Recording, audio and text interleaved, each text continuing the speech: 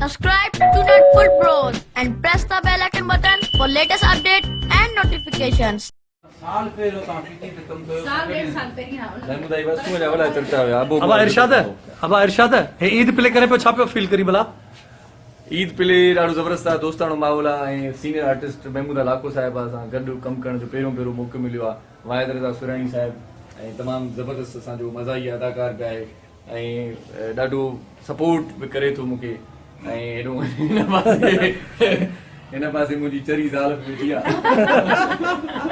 अच्छा ड्रामे में चरी आहे न हा ड्रामे में चरी हूअं सियाणी आहे ख़बर आहे त मुड़ुसु कहिड़ो आहे तव्हां हिन खां अॻु में ड्रामा कया त कोन्हनि ड्रामा कया कोन्हनि पर पहिरियों ईअं दिलि माना चयो मुंहिंजे त अच्छा ड्रामो तव्हांजी ख्वाहिश बि हुई त मूंसां गॾु तव्हांखे ड्रामो करणो आहे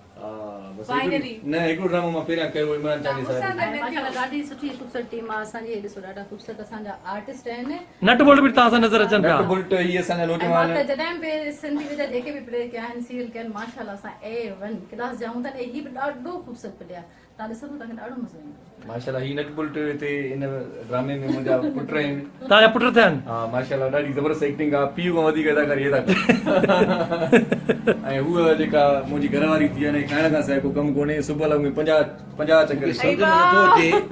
कूड़ मां डाइट ते आहियां ही शादी जो सीन आहे जेके खोराक बुकी में करणु घुरिजे उहा शादी में करे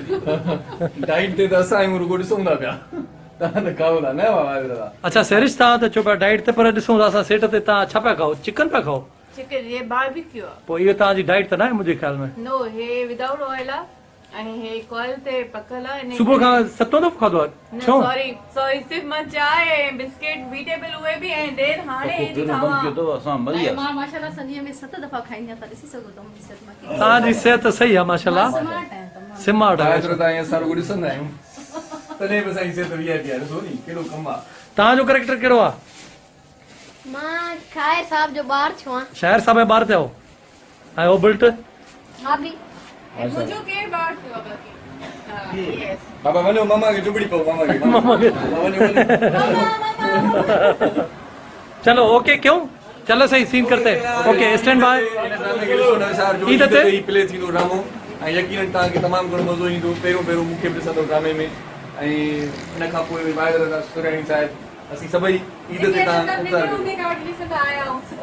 वाहिद रज़ा सुराणी साहिब खे त रोबो बि ॾिसंदो सीनियर जे तरफ़ को जड़ी ॻाल्हि आहे उमिरि ॿुधाए थो पुत्र जड़ी ॻाल्हि एतिरो वॾो माना असल में छा आहे तव्हां त मूंखों बि नंढा आहियो मूंखे ख़बर आहे पर ही वाहिद रज़ा सुराणी साहिब जा ड्रामा जो कयो मुंहिंजो वालिद साहिब ॾिसंदो तू सिधो सिधो वाहिद तू पतो पियो कढी ॻाल्हि सिधी आहे चाहे थो पर बार अटकी थो फिर चइजे ॿाहिरि जे सर जा वण ई किरी पिया असल में मां चवण इहो चाहियां त हे शकूर ई थो रहियो आहे ओके बाबा चले भाई स्टैंड बाय ये टीम वेठल आहे हिते सलमान रिंद ऐं असांजी कैमरा लॻल आहे सलमान ओके करे थो सलमान ओके करे मोटू वेठो आहे मोटू वेठल आहे मशहूर आहे मोटू